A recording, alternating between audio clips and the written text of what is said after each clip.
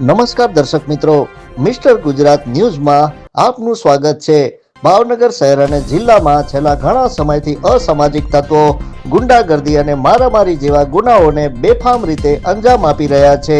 ત્યારે શહેરમાં અસામાજિક તત્વોનો આતંક દૂર કરવા પોલીસ દ્વારા આરોપીઓનું કરાયું રીકન્સ્ટ્રક્શન।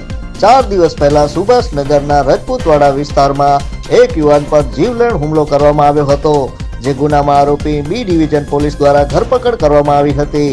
આ ગુનામાં બી ડિવિઝન પોલીસ મથકમાં સગીર સહિત કુલ 5 વિરુદ્ધ પોલીસ મથકમાં ગુનો દાખલ થયો હતો, જેમાં રાહોલ ઉર્ફે બારોટ, રાજેશભાઈ ગોહિલ, સંતોષ નટુભાઈ સોલંકી, કાંજી ઉર્ફે કાનો ચિથરભાઈ બારૈયા, મેહુલ ઉર્ફે ગીટી મુકેશભાઈ વાઘેલાને પોલીસે ઝડપી લીધા હતા।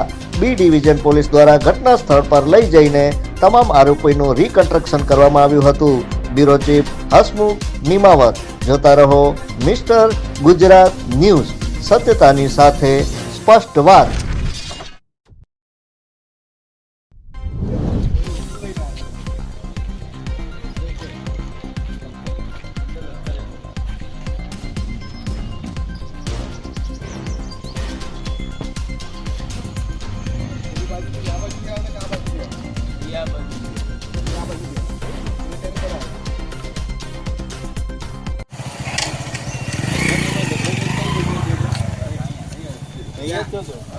એટલે જ આ બાજુ